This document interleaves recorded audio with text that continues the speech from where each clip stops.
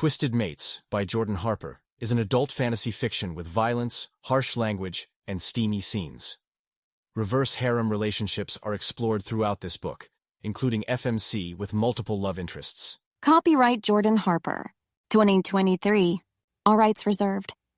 No portion of this book without permission may be reproduced, stored in a retrieval system, or transmitted in any form or by any means, electronic, photocopy, or recorded, without the written prior consent of the author, as it is strictly prohibited.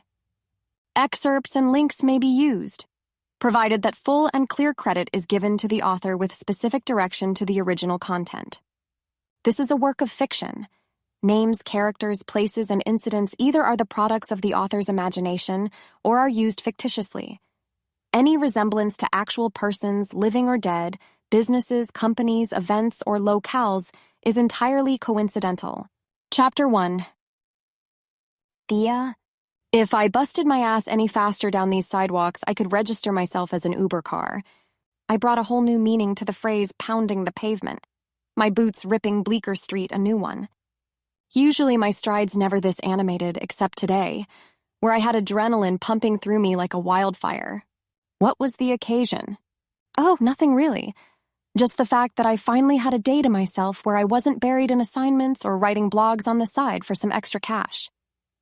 I was a college girl now, which meant that I had less time for pleasure and spent more time trying to fatten up my poor wallet on constant life support.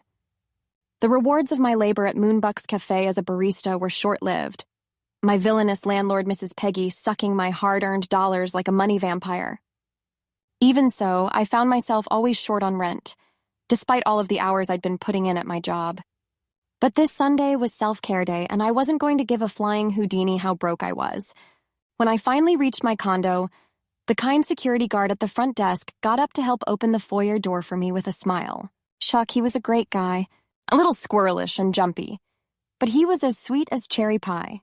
He greeted me good afternoon and offered to help with the haul of groceries I had in my arms, and I respectfully declined. It was only a couple of bags, I could handle it. Truth be told, I had a real problem with asking for help and accepting any for that matter. The whole independent attitude kept with me since my younger years, and it never really went away. Call it a character flaw. So when I marched right up to the elevator for the 4th floor, I jabbed the up button on the pad, and once inside, I did the same with the number. Hands were so overrated anyway. Once the elevator chime chirped in my ears, the doors spreading followed afterwards, where I remembered that Mrs. Peggy promised to pay me an unwelcome visit to my apartment to collect my late rent today. I didn't have to look at my Android to check the time. I already knew it was 3 p.m. I could feel her presence close by, the sensation of lotus flies swarming around me. Like I'd said, she was the antagonist in my story, the Egypt in the Book of Exodus. I nearly tripped on my own foot as I briskly walked down the hall for my door, praying that I wouldn't bump into her before I reached my apartment. It went without saying that I planned on ignoring her today. I was penciled in for an evening of relaxation with 0 interruptions. This spunky barista blogger would be busy soaking in her lavender bath salts with her earbuds on, so the Grinch could bang on my front door all she liked. Unfortunately, things seldomly went my way. The hag stopped me short as she cut into the hallway, passing my door. I was tempted to ignore my kind nature and cave into the little devil on my shoulder telling me to bulldoze right into her. Luckily for her, my bag of veggies didn't go for a dive when she walked into me, because then I just might have tackled her down like a quarterback. Ah, look who finally decided to show her pretty little face. My landlord's voice was like sharpened nails on a chalkboard, scratchy and irritating. She had that wispy grit in her voice and a rough Brooklyn accent that I usually found charming. From her, though, it turned on a switch in my head that instantly placed me in a sour mood. I sighed exasperatedly. Mrs. Peggy. My bags hid my eye roll. I wondered if I could stuff my head between the kale and the onions so I could tune her out while she fed me her routine monologue. Mrs. Peggy paced herself around me, the lanky woman dressed in drab, fixing her saggy stare on the strap of cash she had in her hands. She flicked the $100 bills through her pruny fingers, looking down her round-framed glasses at me with greed in her brown eyes. Do you know what time it is? Know what? I shrugged. I'm guessing past 3 o'clock? It's 2:58 p.m. actually. Oh, great, so I have 2 minutes to run inside and lock the door, I said sarcastically, the both of us breaking into laughter. Though unlike my nervous chortling, hers was cynical, borderline delirious. Her witch cackling was even starting to scare me. Oh dear, you must think that being 3 months late in rent is a joke. No, ma'am, I said, then quirked my lips bashfully. I promise I'll have the rest of the cash on Wednesday. She scoffed. No need, the nice, handsome gentleman down the hall paid the rest for you. You're now current. I was swept with chills. What? She gave a long, lofty sigh, then pulled her pocketbook from her skirt. My landlord fattened her purse as she gave me a belittling glare down her nose. You're lucky he's looking out for you. If it wasn't for him, you'd be living out in the streets. What is it now? 4 partial payments? If you're having this much trouble keeping up with your finances, then it might be best to merge incomes. Transfer your junk into his place. He's your cousin, right? At least he's reliable. I could use the extra unit. I have a long list of people waiting to lease in Riverfront Manor. Bleeding her ears out with my problems wasn't worth it. She didn't give 2 shits about them.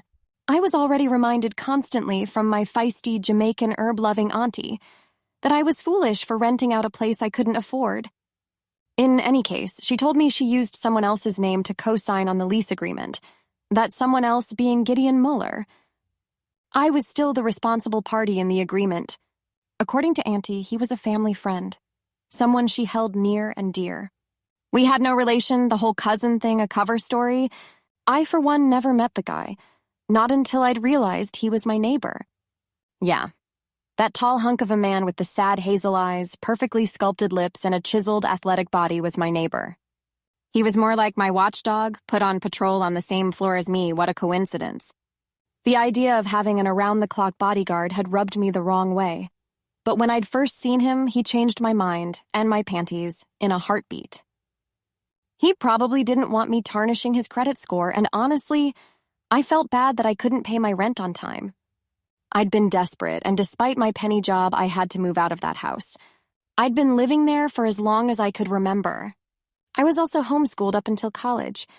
The fact that she refused that I enrolled in a university was where I had to draw the line.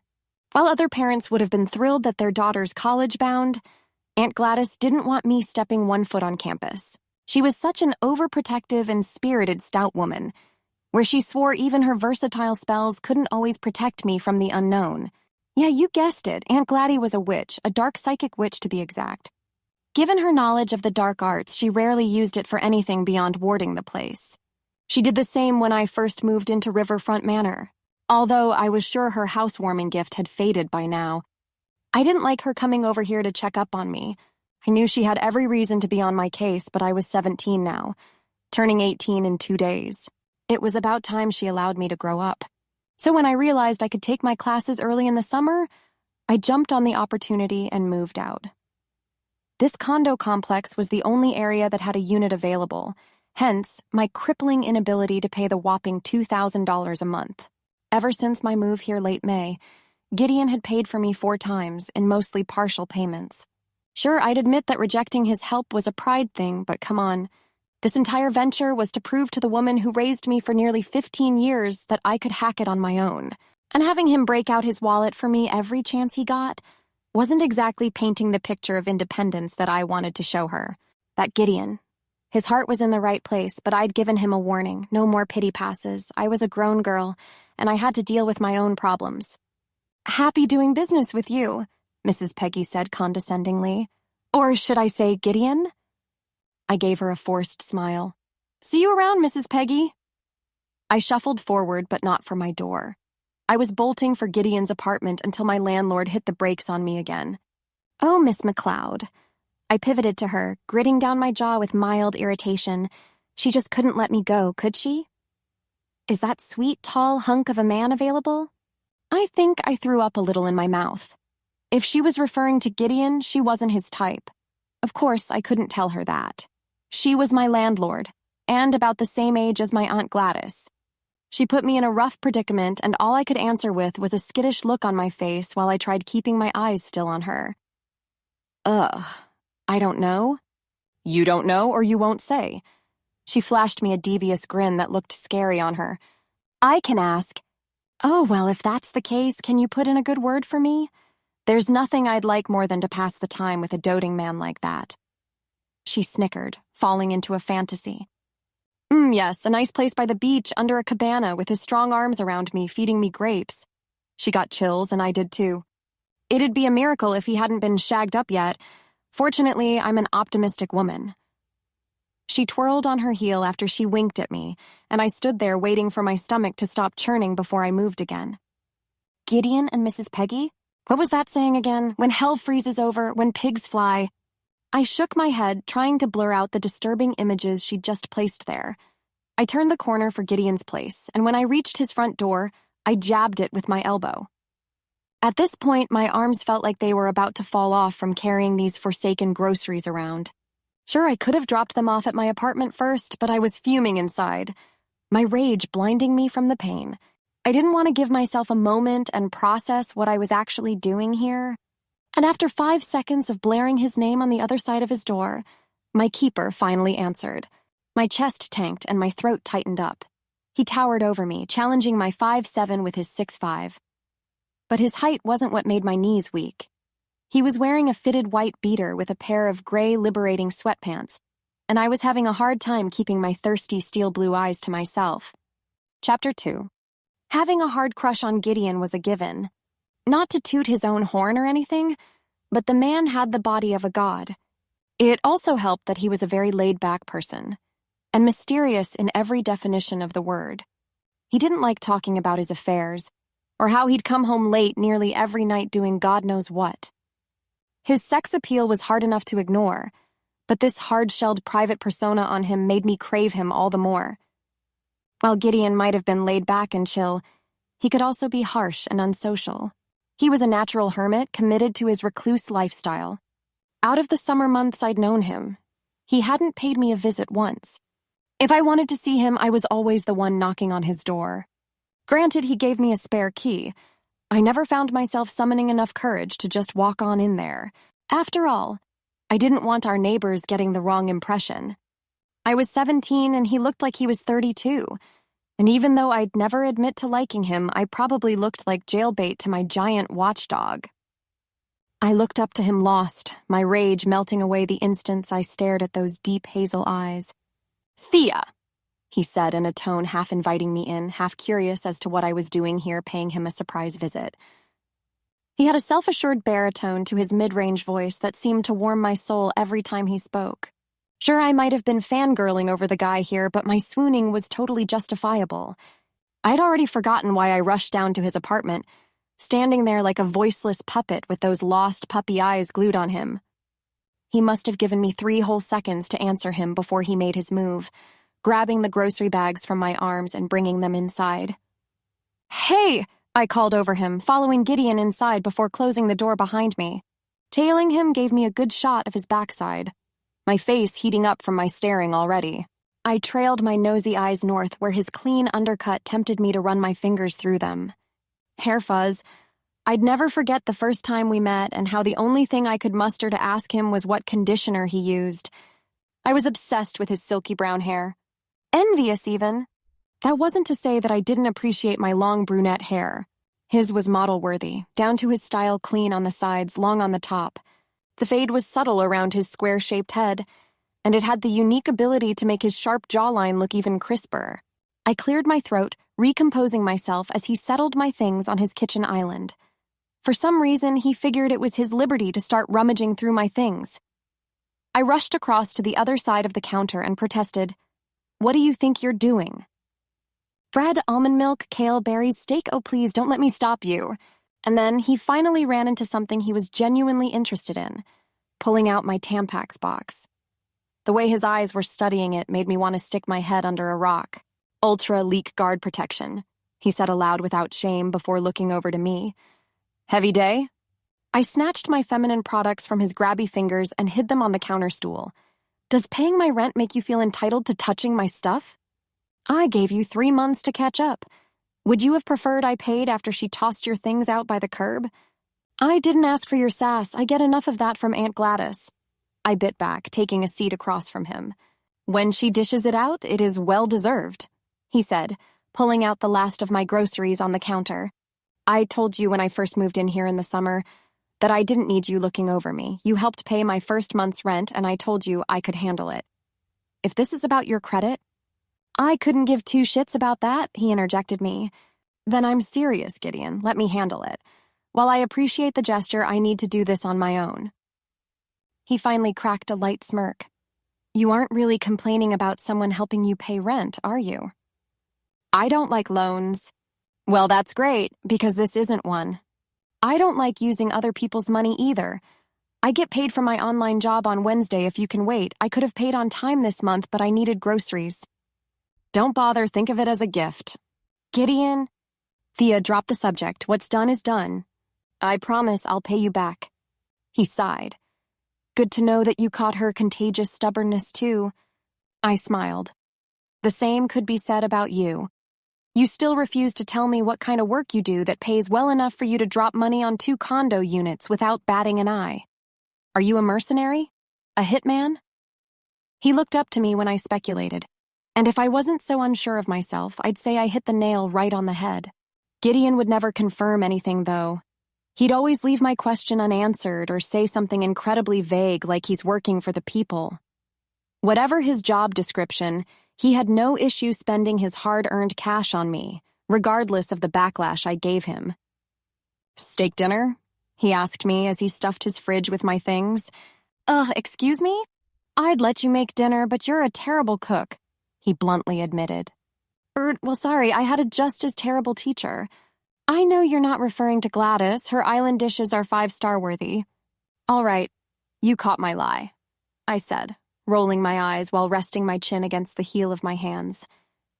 I was never great behind the stove. I still remember Auntie holding back tears of disgust the first time I took a swing at making a casserole.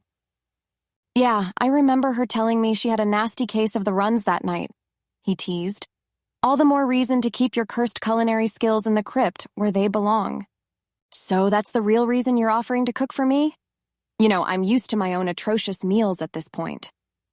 That's depressing to hear, he scoffed. How about you take a break from all of that exotic food for one night? I tried to stop my blush from creeping up my cheeks, my huge smile beating me to the punch. Okay. It was hard not to agree. I haven't tasted Gideon's food before, and if it was anything like Gladys, eating dinner with him would feel like being back home again. As hard as it was to admit it, I sure missed being around Auntie. Gladys wasn't real family, but she might as well be. That spunky old witch's smart tongue and dry humor had rubbed off on me, and I missed seeing all of those vivid and bright drapes over her rich skin.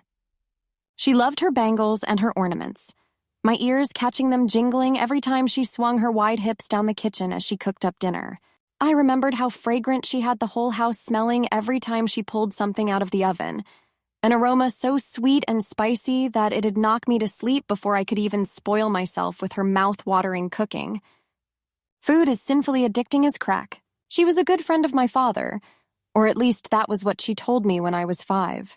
She had promised him that if anything were to happen to him and his pack, she'd take me in, and she did just that. The details of that terrible night haunting me still. I'd been 2 at the time, so I didn't remember much of it. Yet every so often, I'd have vague bits and pieces of the event fall into my dreams like strips of trauma tears. They'd rarely wake me up in a hot sweat, but when they did, the feeling of fear and paranoia took over, leaving me in absolute chills. I was the sole survivor of the Onyx Wolves, one of the 6 local werewolf packs in Pennsylvania. The Silver Fangs, the Highland Wolves, the Blood Moon Wolves, the Reaper Wolves, and the Blackstone Wolves were next on the regime's list, a collection of highly trained werewolf hunters looking to put shifters out of commission. Gladys understood that as an alpha, I needed to be protected, so I could keep my pack from dying out.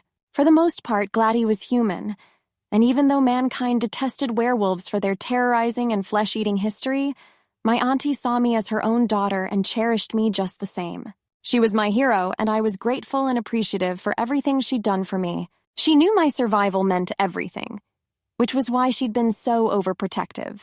Auntie had stressed over and over that once I left the house after being homeschooled all my life, I'd be putting myself in danger, the outside world flooded with hunters in hiding.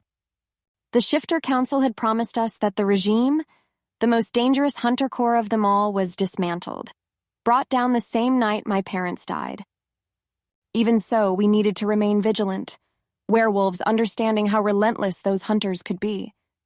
Whatever the dangers outside her doors, it was vital that I left her nest. I was turning 18 in 2 days, and my fated mate would be revealed to me.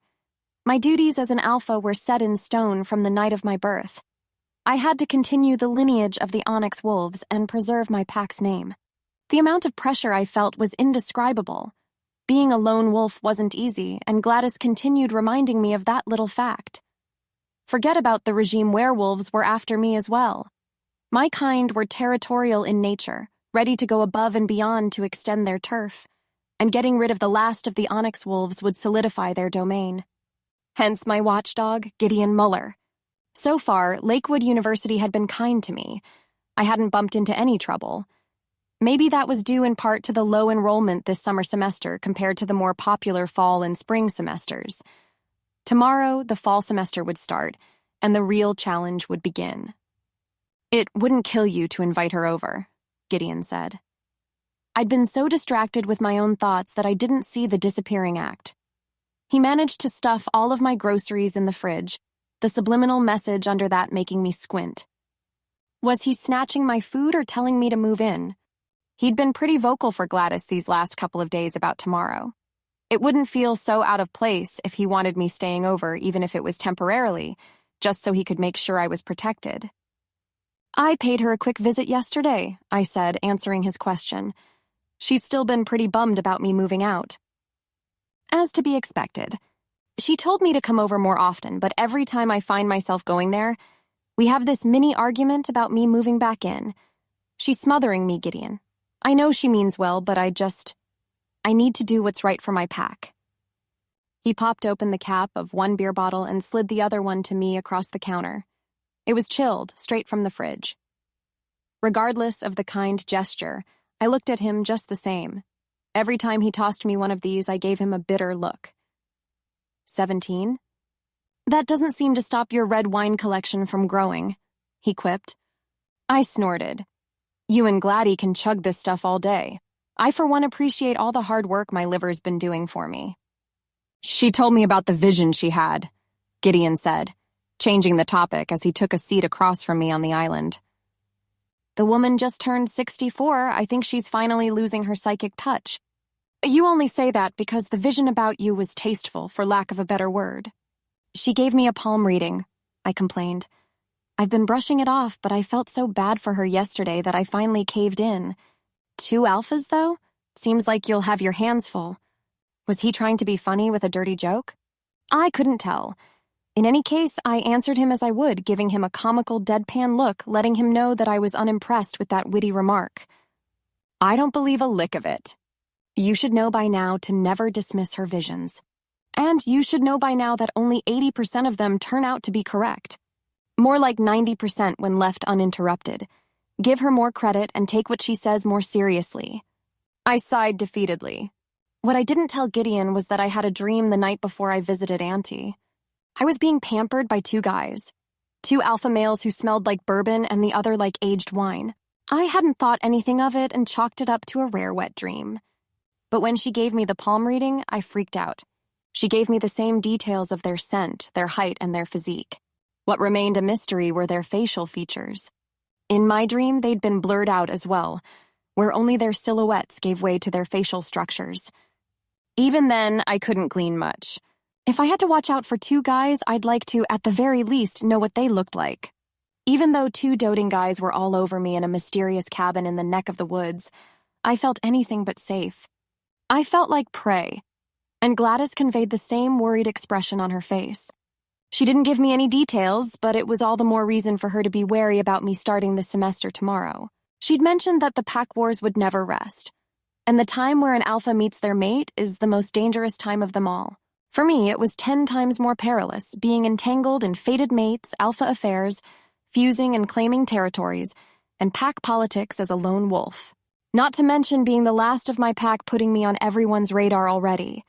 She wished she had more information for me, but her vision had holes in it. My eyes darted away as I mused. This Sunday was supposed to be my self-care day, and I realize I've been spending it worrying about school tomorrow, I confessed. Being headstrong in all of this is so tiring. I'm scared, I'm skeptical, and most importantly, I'm not catching any sleep. I keep telling myself that my mate isn't in Lakewood University and that the country is a big place. It could be anyone, even though deep down I know how it works. It doesn't matter where my mate is, we are destined for each other, and it's written in stone that we'll cross paths when the time comes. It sounds like you're not ready to meet him. No, not really. I'm at a crossroads, if I can be honest. It's like I know finding him is important for the Onyx Wolves, but I've heard some stories from Gladys, Scary stories. It doesn't always go as planned. Mr. Right might not be all he's cracked up to be. And then there's a part of me who wants to be a social worker and act normal for a change. I think that's the human part of me talking, my mother's side. If Gladys is trying to wrangle you back home, it's safe to say that she cares more about the human side of you than the wolf side. I snorted. Oh no, she doesn't want me going to college, period. And she definitely doesn't want me to run off with some guy somewhere to build my pack name. She just wants to baby me for as long as she can, up until her last breath. I bet even then, she'd find a way to come back. She's a dark witch, after all. I'm pretty sure she's already dabbed in necromancy. Even she has a fine line she doesn't cross. I rolled my eyes at him. I'm sorry, have you met my very talented, very persistent aunt? Right, the woman who'd do everything in her power to protect you. Listen, you have every right to complain, but understand not everyone has that luxury. There are plenty of girls out there wishing they did. You mean too much to her. She's doing what she's doing because she loves you, not because she enjoys getting on your nerves or because she doesn't value your space. And with the way you're talking, it doesn't sound like you're ready to stop being babysat. I gasped. What? It's all a facade. You're trying to mentally psych yourself up for the challenges ahead. Own up to your fears and own up to needing help. There's nothing weak about having someone watching over your back. You need to understand that you've been sheltered all of your life, and that it's perfectly normal to feel displaced. Her nest was a safety net. You understood how it operated and got used to how it gave you comfort and security. The outside world is the opposite. It's unforgiving and unapologetic. It has its own set of rules and its own methods of operation. You're only now getting acclimated with it, but the shifter world is far worse. It's the lion's den, and not everyone who steps foot in the den is welcomed with open arms. Usually alphas walk in with betas for protection. I chuckled. And I have you, someone worth about 24 betas, right? He scrunched his face at me. Why do you say that? It's just a feeling. Something tells me that you're more of a badass than you let on. You won't tell me what you do, but I have this hunch, this itch, that you're no stranger to blood, and you know just how it is fighting for the ones you care about. It's why Gladdy picked you, right? Because you're dangerous. He answered me with silence, yet his eyes. Yeah, they told me that I was on the right track. Were you planning on giving me a birthday present? He snickered. Don't you think it brazen of you to ask? If you're referring to the rent I told you I'll pay you back? Is there something specific you want from me, Thea? As a matter of fact, there is, since you asked so nicely. I beamed. I want you to be transparent with me, Gideon. Come 2 days, I want you to tell me what you do for a living, and the real story behind how you met Gladys. The real story? Are you saying she's been feeding you lies about me? Yeah. My Gladdy is a great reader of people, and surprisingly enough, I am too. I can tell when she's lying to me, and I can tell when you're hiding something, I said, putting him on the spot. I can't promise you that. You ought to. I reached over and took his hand on his beer bottle, my thumb stroking over his rough knuckles. I think it was the first time I took a step over that line between us, the first real step I made in our relationship. I was hoping it came off more friendly than anything, but I bet my face was betraying me, telling him something else. Of how I wanted to get close to him in another way, even though I knew it was taboo. The age difference was one thing, and something else was the other. Despite what Gideon wanted to disclose aloud, I knew he was his own type of dangerous. And I was a sucker for those bad guys, sweet on the inside, tough on the outside. Thea, how about you think it over then? You don't have to give me an answer right away.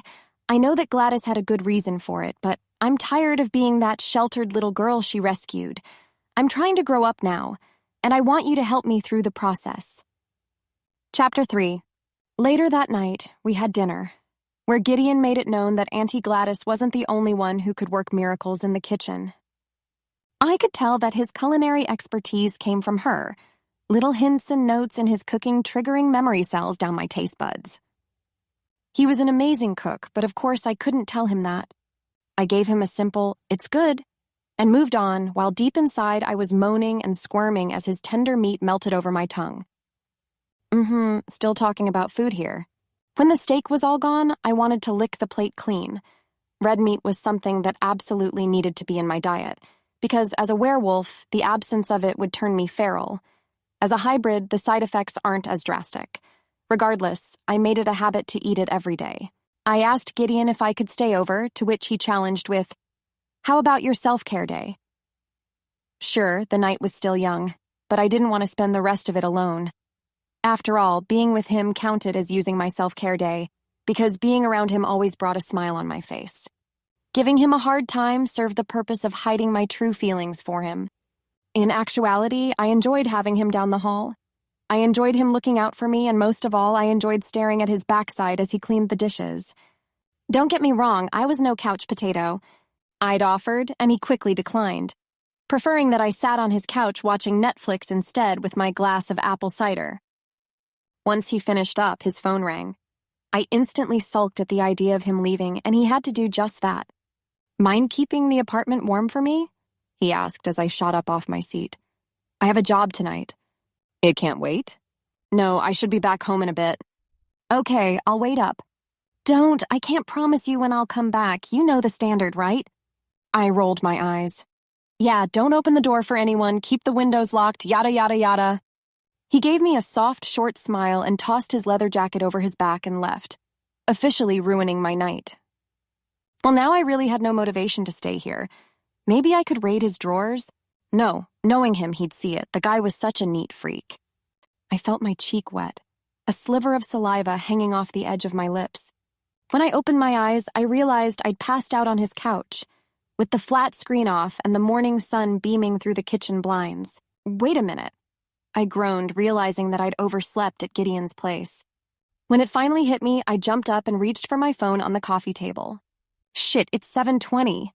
I bucked it, heading for my place to take a quick shower and head out for my first class on Monday. When I got to the front door, I stopped short and looked over my shoulder, sensing no one was around. "Gideon?" I called out with no answer. "Gideon?" Did he not come back from his job last night? Tempted to look around, I searched down the hall. His bedroom was empty, as well as the guest room, the bathroom, and his gym home office. I was itching to give him a buzz, but something told me I shouldn't. If I came home after work today and he was still missing, then I'll shoot him a text or something. The last thing I wanted was to seem desperate.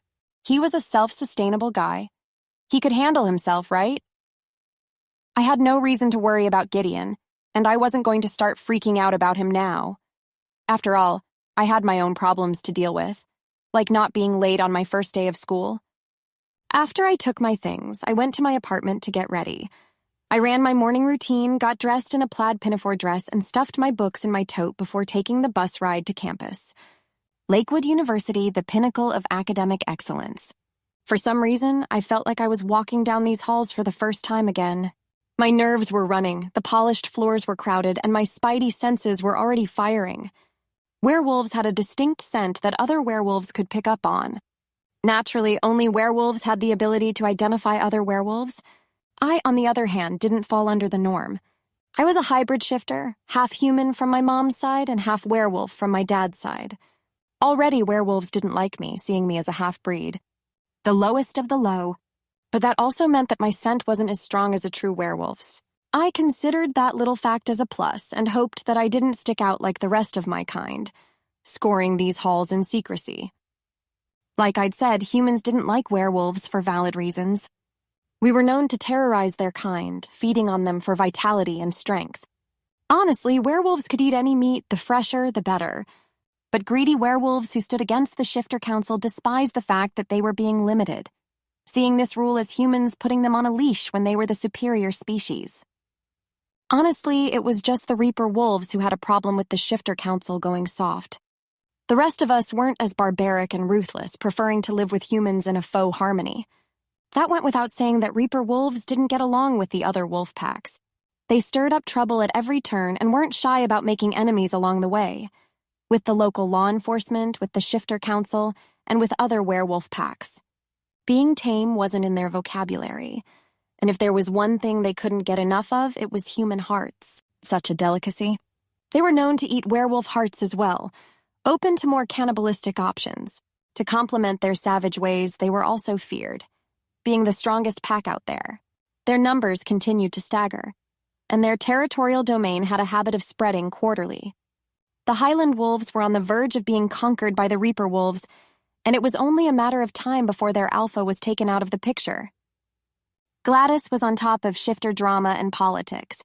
For a human, I'd always said that she was a little too on top of all things furry. I remembered her telling me that it was important to keep up with the news, seeing as I was part wolf. And as I went to my economy class, I was beginning to see why. There were so many established groups already, and I couldn't find myself fitting into any of them. Clusters in the lecture hall were 6 to 10 members deep. From left to right, they crowded me, making me feel small and vulnerable. I cleared my throat and tried to keep my head down, hoping that ignoring their existence was the best option I had for my first line of defense. For the entire duration of my econ class, I felt the persistent stares and heard the faint yet audible whispers. They were werewolves, all right, about 30% deep. I'd never been around this many werewolves before, or any as far as I could remember. So this was a first-timer for me, and I was sweating down my turtleneck, counting as the slow seconds went by. This had to have been the longest 90 minutes of my life. When class was over, I scurried down the hall to my next class, Calc. This class was much smaller, due in part by its smaller classroom size and the fact that calculus wasn't an elective. A chance to rest my nerves presented itself in this next block, where there were considerably less werewolves around me. And unlike the ones in econ, they kept their eyes to themselves. Before I knew it, it was lunchtime. I checked my phone for the first time since I left Gideon's place. To no surprise, I missed 9 calls from Auntie Gladdy. She'd texted me too, the fear and paranoia speaking through these texts. She'd been 2 stones shy from putting in an Amber Alert for me, until I read the last text that said that she'd finally gotten in touch with Gideon, who told her that I'd left for school this morning. How the hell did he know that? I hadn't seen Gideon since last night. Unless he was secretly stalking me again. It wouldn't be the first time. And honestly, I should have had a problem with it, but I didn't. I didn't have an issue with Gideon being my bodyguard. I only had a problem with him paying my rent. And seeing how things were, I definitely wasn't ready to complain about him watching my every move. I texted her back at the first moment I had a chance to, putting her at ease. After which I got a chicken salad for lunch, a yogurt parfait, a turkey sandwich, and a calzone Well, I was certainly burning through my calories today. I tended to eat a lot when I got nervous. This first day of school fell under that category. Once I sat down to eat by the window, I took a hard look around. Call me paranoid, but I was starting to feel that swarming sensation again. This time, no one was really looking at me. My adrenaline was all fired up and my werewolf senses were sharper than ever. I hadn't a clue why I had space, practically isolating myself from the crowd along the corner of the cafeteria. Ignore it, you're only psyching yourself out. With one bite of my turkey sandwich, all of my worries seemed to have melted away. For cafeteria food, this little number on the menu wasn't half bad. The Portuguese roll was fresh and perfectly toasted. It had the right meat to bread ratio, and the tomato and lettuce were evenly coated with mayo and mustard. I caught myself in an express route to Cloud 9, and my once churning stomach thanked me for it. I closed my eyes for a second to savor the taste in my mouth until I heard the chair next to me squeak, making my eyes snap wide open. Hey! A guy with black, slick back hair took a seat right next to me, the sun's rays bouncing off of his straight white teeth. What you do? Skip out on a couple of meals? Or are you on death row? He quipped, nearly making me choke. I took a napkin to my lips, then glanced at him from the corner of my eyes. I had no clue how I didn't hear him walking up to me. The toothy guy who looked like he came from a director's cut of Grease was incredibly light-footed, and to make matters worse, he was a werewolf. Paxton, he said, introducing himself as he offered his hand to me. Paxton Reynolds. And you are? Not interested, I said coldly. Please, I'd like to finish my lunch alone if you don't mind. Oh, but I do mind.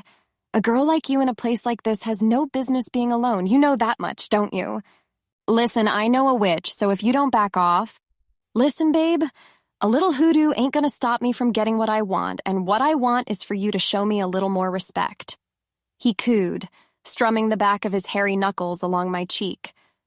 His eyes sized me up and down like a meal, and I protested just as quickly by snatching his wrist and glaring at him. Now, that's unexpected. You're weak. He insulted me, then reeled me in with my fist still around his wrist. He took a hard sniff of me, the tip of his nose dangerously close to my earlobe.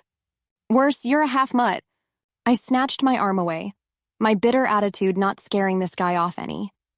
So I converted to leaving, and unfortunately, he had other plans for me. Just as I shot up with my tray, he brought me right back down.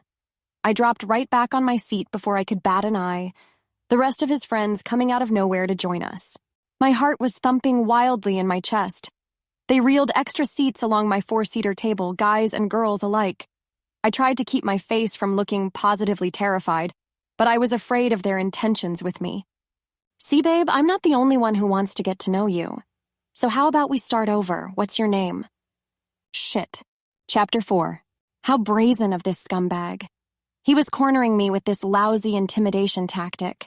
Too bad for me, it was incredibly effective. I literally had nowhere to run, unless I considered bulldozing through one of them to get the hell out of Dodge. Thea, I answered him simply. I gave each of them a once-over. That whole biker gang looked truly working for them.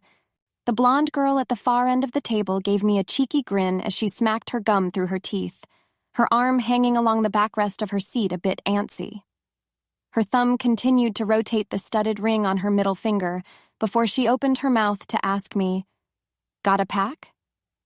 No, actually I don't. Look, I don't know what this is, but I'm seriously not interested. Too bad that's not up to you to decide, Paxton said. Usually we'd tear up hybrids, but I think our alpha would make an exception. Excuse me? The blonde girl said, and the brunette sitting right next to her also protested. Austin isn't going to want a useless hybrid, she said. We need strong recruits, not this sorry excuse for a shifter. That decision isn't up to you now, is it, Bailey? Let our alpha decide what to do with her. If he's smart, he'll follow through with the rest of them, the brunette said with a dirty smile. Take them out for a little stroll, somewhere nice and quiet in the neck of the woods, and fertilize the dirt with their remains. The rest of them snickered among themselves, the 3 guys, 2 girls of Austin's pack. Shut up, Monica, Paxton retorted. Can't you see that you're scaring the girl? Bailey scoffed. Girls like her are why the Highland wolves are growing weak. I know we are desperate for numbers, but this right here is downright pathetic. You're just salty that Austin isn't making your knockers rock at night, Paxton insulted. But Thea here might just be his type. I know you're not serious. A hybrid for a mate. I'm having a hard time believing that you have no idea where you're from, girlie, Paxton said, ignoring Bailey. She rolled her eyes, her tongue running along her cheek jealously. Honestly, I didn't give 2 milkshakes what Austin's type was. I wasn't interested, and seeing how hostile this Bailey chick was with me already, falling into a love triangle was inevitable. Give it a real hard thought. Hybrids have an annoying habit of being orphans, for obvious reasons. No one likes disgracing a pack by falling out of tradition. The idea is to strengthen the lineage, not to weaken it, right? So tell me, do you remember seeing any crazy superpowers in your lifetime? Your alpha might give us a hint as to where you're from. The Highland Wolves, the Blood Moon Wolves, Black Stone Wolves, Silver Fangs, or the Reaper Wolves. He didn't even mention the Onyx Wolves. I didn't know whether to consider that a good thing or a bad thing. Whatever the case, I still didn't have an answer for him. I didn't remember my dad. As for his exclusive alpha ability, I'd only heard stories, the ones that Gladys had told me. The trait was hereditary, exclusive to only the Onyx Alpha Wolves, which meant that I should have had it. Unfortunately, I wasn't as gifted as I'd like to have been. I was more human than werewolf, apparently, where even my full-blown werewolf transformation was also non-existent. The latter was the part I wouldn't miss. The idea of turning into a beastly threat downright spooked me, no matter the circumstances. The image imprinted in my head from those scattered visions at night made me somewhat afraid of them, the savagery of my past clinging on to me still. When turned, werewolves were a different breed entirely, stepping down into the primitive instincts. They were less than human, more feral and unafraid to do what's needed to survive and conquer. It was a scary thought, and imagining my father on the end of that scale was putting me in a bad place. Regardless of what Paxton had said about hybrids, my father didn't abandon me. He wasn't ashamed of me either. According to Gladys, Miles was the kindest alpha she'd ever met. Determined and headstrong, would do anything to protect his pack. So I looked up to Paxton with a confused expression on my face, and then flickered my eyes to the rest of the wolves. Like I said, I have no idea. I'm a lone wolf. I don't know anything about my family. Paxton sucked his teeth, his eyes lingering a little too long on my chest. Well, that's too bad. Would have been a big help to know where in the food chain you were. Can't say, though, that I don't have a vague idea. I need to go, I demanded. The only place you're going is to Austin. The Highland Wolves aren't the only packs in town. We're calling first dibs. I glared at him. If this Austin guy is half as hard-headed as you, then I can see why your pack is going extinct. Oh, he didn't like that comment one bit.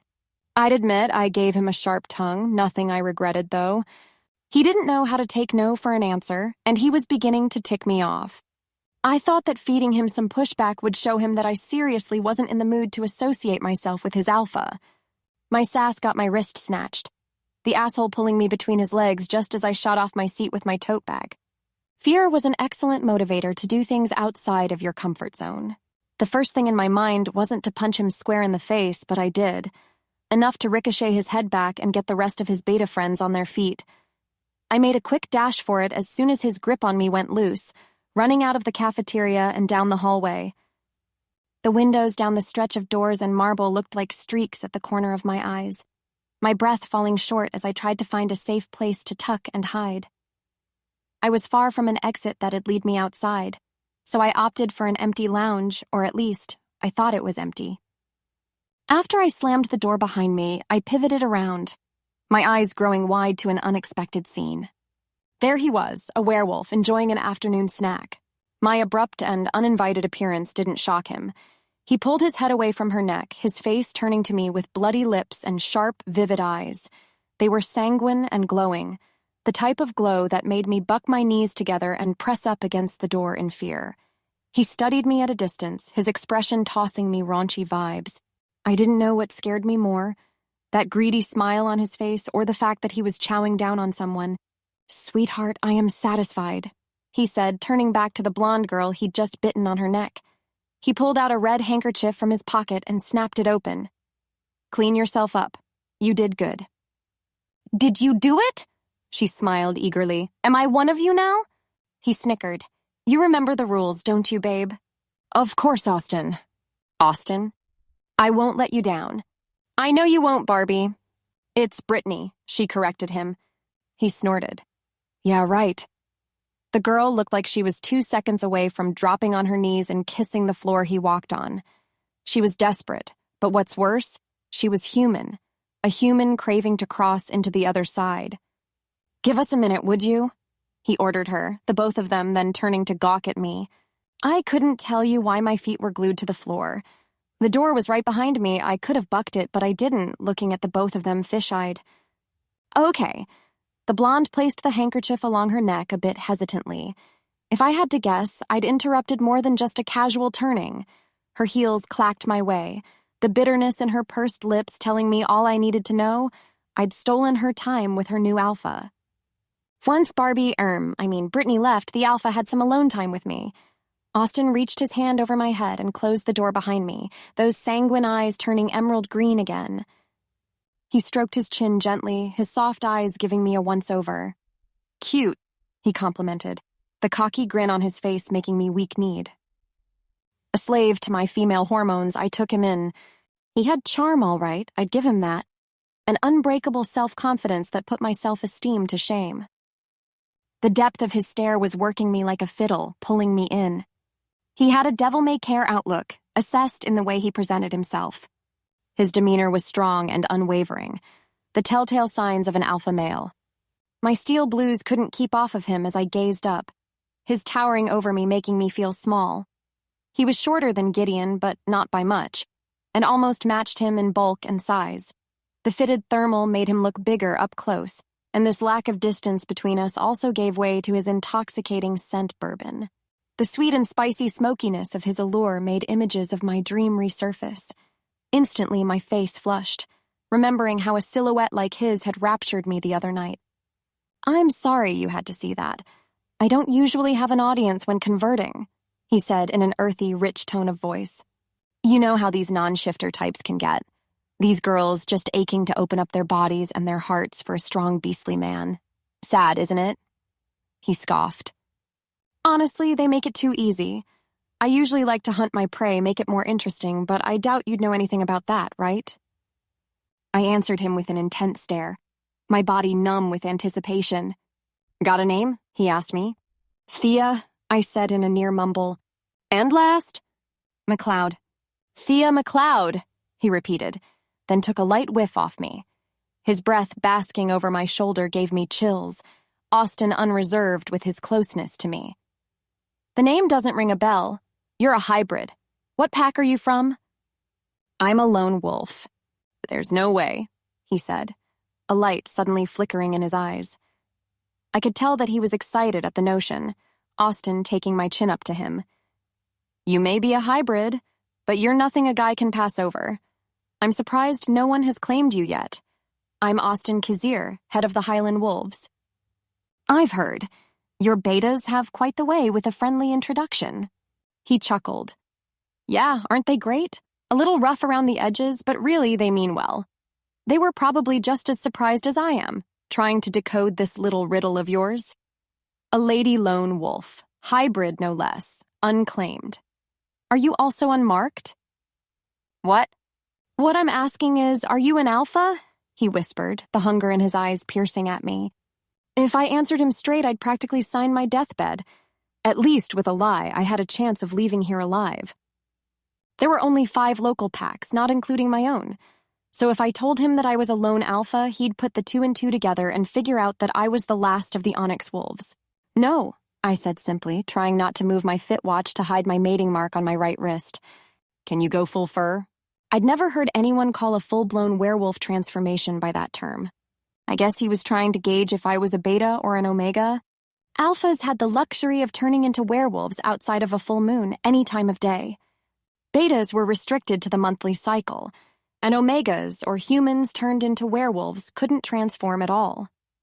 As for me, I fell into my own category, where there was a 50% chance I'd adopt the ability. While I couldn't go full beast mode, I was able to retract my fangs like omegas and other higher-ranking werewolves. I shook my head no, expecting him to lose interest as I continued to shoot down his questions. Instead, the glint in his eyes remained the same. "How old are you, Thea?" 18. 18 with no mate. You might not be an alpha after all. Unless you're in waiting. An alpha was considered in waiting when they reached their 18th birthday and hadn't been assigned a mate. This was a rare occurrence for a number of reasons, and frankly, wasn't a factor I calculated in my upcoming birthday. There could be a possibility that my mate wouldn't be revealed to me until he reached his 18th birthday. And now that Austin put the thought in my head, I was crossing my fingers. My feelings about being bonded wouldn't have been so wishy-washy if it hadn't been for that dream I had. Austin fit the bill of one of the guys in my dreams, his height, his frame, his build, his scent. The only issue was the fact that he couldn't read me. If he was my mate, then why couldn't he sense that I was an alpha? And why hadn't my body answered to his calling? Did I really have to wait until tomorrow? He reeled his arm in. "Maybe you can help me out, Thea. My mate's MIA. Okay, well, that answered that. The guy was already taken a long while ago, actually. If I can be honest with you, I'm not losing any sleep over it. My pack thinks she got kidnapped. I think she just ran away because she was tired of how I ran things. I stopped searching around a while ago, convinced that she crawled to someone else. So I need a second in command, someone to guide my pack to new heights. These other packs have been shaking me up, mostly the Reaper Wolves. It's why my betas had been pressing on you. Now, I don't want to sugarcoat anything. It's dangerous out there. I'm sure you've heard plenty about me and my family. Nothing good, as you can expect, I said, the comment slipping off my tongue. Yeah. You know what they say about a pack without a successor? I do. They are seen as weaker packs and are made targets. I don't want to weigh you down with my life story, but I'd rather not snatch up just any old gal as my sidearm. I cocked my eyebrow up at him. Are you asking me to be your mate? A surge of confidence overcame me. He was at my mercy. I'd never been in a position of power, especially over a guy. This feeling was overwhelming, exciting even. He needed me to play ball, but I gotta admit, his story wasn't catching any fish in this pond. Finally, all of that fear I had of him washed away, and I stood straight, giving him the sass he deserved the first moment he laid eyes on me. I'd be at a disadvantage if I said yes, don't you think? You already made it loud and clear that you're failing as a pack.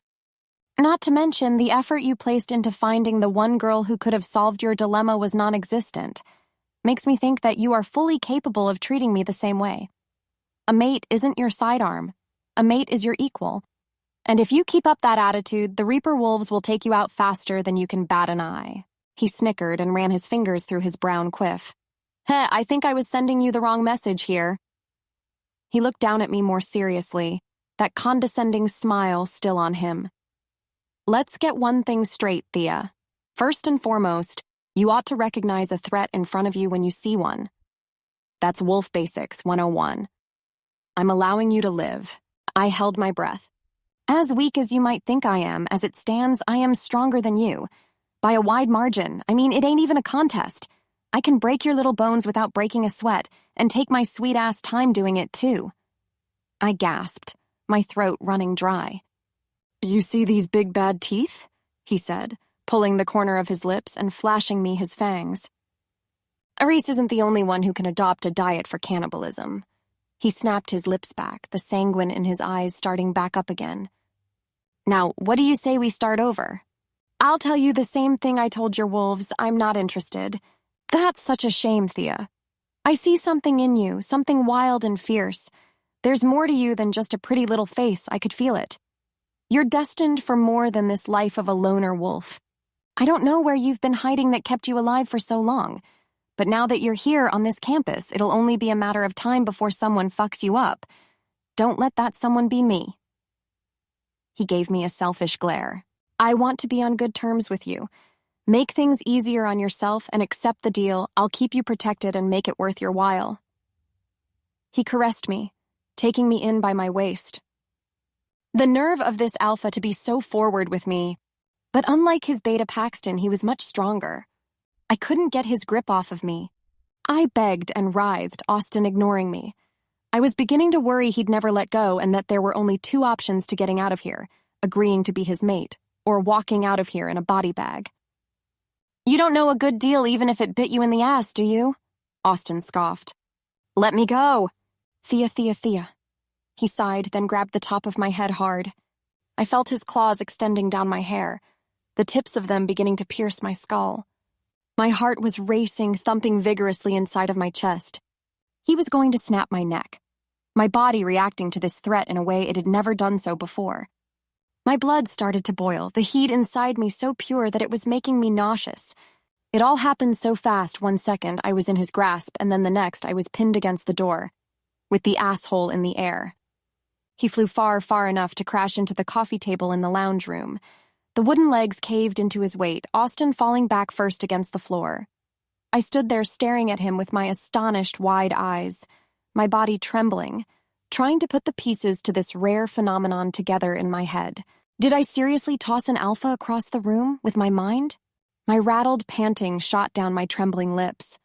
Honestly, I was scared shitless. I could have sworn that I didn't have any alpha-born powers. And yet, I was strong enough to peel this son of a bitch off of me. Ha, Austin said. Instead of trying to get up on his feet and come at me again, he sat there laughing at me. Well, would you look at that?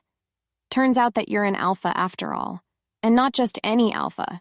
You're the last alpha of the Onyx Wolves. I bolted, Austin's discovery telling me to escape. I ran out of that campus faster than I could process everything that had just happened, understanding that survival came first. I could ask all of those screaming questions in my head later. Chapter 5. Crap, shit, crap, crap, shit, crap. My mind was running a mile a minute. Luckily, I caught the bus just in time to hitch a ride in it. The Highland Wolves didn't get a chance to tag me, not Austin and not his betas. Finally, I caught a stroke of luck today, because bumping into Austin was the worst thing that could have happened to me during my first day of fall semester. No, I shouldn't say worse. It could have been someone from the Reaper Wolves. My heart continued to race as I found my seat in the bus. I clung to my chest, trying to settle down from all of the excitement that was so carelessly tossed on my plate. All I wanted to do was eat my lunch. I mumbled defeatedly to myself before I sat down. I'd managed to get a bite in before the chaos rained down upon me like Judgment Day. I was left rattled, guilty, and starving. With a deep sigh, I finally blew all of the stress away. I pulled out my cell phone, ready to dial Auntie for a cure. I stopped halfway through texting her and reminded myself what I was trying to do here: independent, self-sustainable. Phoning in for help would only prove to her that I truly couldn't hack it on my own. Besides, even if I did tell her about Austin, what agreeable solution could we conjure together? She'd want to lock me up in her nest again, where I'd never see the light of day. I had to break the habit of asking her for help now. She didn't have the best remedies for my dilemmas. I erased the message and then gave the inside of the bus a once-over. Great, no one was paying attention to me. I was actually in the clear for now. I made it to my stop in one-piece baby steps. Down the block was Moonbuck's Cafe, where I'd start my afternoon shift until closing. Once I made it inside, I went to the back, clocked in, and slipped my apron from my tote bag on. I ate a light pastry to keep me from passing out, and after I slipped my cap on for duty, my shift officially started. I still hadn't a damn clue what I was to do about Austin. Now that he knew my secret, I had the biggest target on my back. He could kill me and finish off the Onyx Wolves for good, or toss that entire bit in the back burner to move forward with his plan of using me, neither of which sounded appealing. I guess I could always drop out and take my studies elsewhere. Running, is that seriously the best advice to myself that I could think of? I thought about my telekinetic powers next. For years, I was forced to believe my human half voided it. No superpowers, no super transformations. This once valid notion of being normal was quickly melting away, where I had to embrace the idea of being a true alpha wolf. And yet, remembering the way I handled Austin still gave me chills. I guess there was a huge difference between a dream and this daunting reality. Ever since I'd pushed Austin, the buzzing in my head kept churning non-stop. It was like a warning, telling me that I understood what I had to do next. It'd only be a matter of time before the other packs caught on, right? Unless Austin kept his big mouth shut, I'd be in constant danger. When all options said to run, there was no doubt in my mind that I'd turn around and do just the opposite. I admitted to being stubborn, but this was where I needed to make my stand. These powers. I had to stop seeing them as a bad thing. I'd been defenseless before. Now I had a means of taking my adversaries out. If only I could work out how to trigger the damn thing. It was a spur-of-the-moment, fight-or-flight type deal. I bet with practice, I could do some real damage. With a hard breath, I shook my werewolf problems off and focused on my job. Being a barista wasn't a glamorous job, but it kept me busy and halfway entertained. It was safe to say I was raised in a closed-box environment, but a deeper part of me enjoyed interacting with others. In little doses, nothing too overwhelming. Today wasn't as busy as I was used to for a Monday, which gave me ample time to acknowledge the same stranger sitting by the storefront every now and again. Before I knew it, my shift was nearing its end. As I cleaned the coffee machine, I looked up at the dining area and did a double take, noticing how the guy by the windows still hadn't moved. The ambiance of Moonbuck's was relaxing, but it wasn't anything to hang out for an entire shift over, okay? Maybe not an entire shift. He came in about 2 hours after I did, keeping to himself as he enjoyed his drink and his newspaper. I wasn't the only one who had been passing casual glances at him all night. My friend Carly nudged my arm every now and again, reminding me that he was still around. The girl clearly had the hots for those quiet and strong types, and so did I.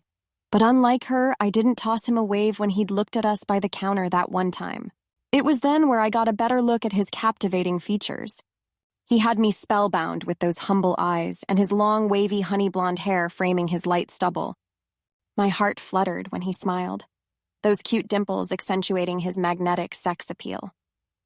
He might as well have 50 Shades of Grey written across his forehead, this lovely distraction radiating prestige energy. The flirty grins and the swoony eyes stopped once her shift was over. And thank goodness, she was tossing too much attention my way, trying to get him to come over. Shockingly enough, she made a bet with me, and the bet was to strike a conversation with him on the way out. I didn't agree to that deal knowing that she'd lose miserably. However pleasant it'd be to snag a quick 50 from my bestie, I politely passed and she persistently pushed. "Come on, Thea, don't be such a downer," she said in her natural upbeat voice, and I rolled my eyes at her comment. It'd only be a few minutes more before I watched how predictably accurate I was after agreeing to her stupid deal. As expected, she didn't say a word to him, and as soon as her ass hit the front door, she texted me, "Don't make the same mistake I did." Yeah, no. Deal's off. Even though I was fully motivated and capable to cop 50 big ones, I wasn't the approach a guy type. My reserved childhood didn't equip me with the know-how to talk to intimidating gents like that. I wasn't in the mood to embarrass myself. His polished and tailored attire screamed high class, and even if the vibe around him was humble, I could see why Carly had chickened out, losing her possible once-in-a-lifetime shot at being with a millionaire. That was a big-time guess, but his stature was saying big-time money to me. I squinted at him while he pulled out his phone. He was a buff, gorgeous hunk of a man, if I could be honest with myself, with broad, bulky perches that I wanted to sit on. Okay, not sure where that inward comment came from. I snapped myself out of it, the sensation of heat riding up my cheeks from a sudden rush of oxytocin. My manager swung by my side and told me that I could head on out now, my coworker taking the task of closing for me. Geraldine reminded me of my lovely Auntie Gladdy, and whenever given the chance, she fought for those extra overtime hours. I said my goodbyes, went in the back to clock out, and stuffed my apron and cap in my tote. Once I stepped back into the dining area, I took my pumpkin spice latte on the counter and headed to the front door. Trying my hardest to ignore him on my way out was a mission impossible task. In any case, I kept my eyes forward, only for him to address me with a velvety voice. "Leaving already?" I snapped my head at him so fast that I thought it had come spinning right off my shoulders. "Without telling me goodnight?" We shared soulful looks, the gentle expression on his face up close making me stiff. I already had my hand on the door handle, his soft smile begging me to stay. Or maybe it was something else that was telling me to heal, this undeniable pull I was getting from him. The smell of finely aged red wine. I swallowed hard, not realizing the large gap of silence I was creating between us. But I was speechless, this surging sensation captivating my entire body. The bout of chills taking over me came with a few signals, lighting up a beacon for me to follow. He unveiled something deep inside me, something that I wanted to deny before it even crossed my mind. This mystery man was my fated mate.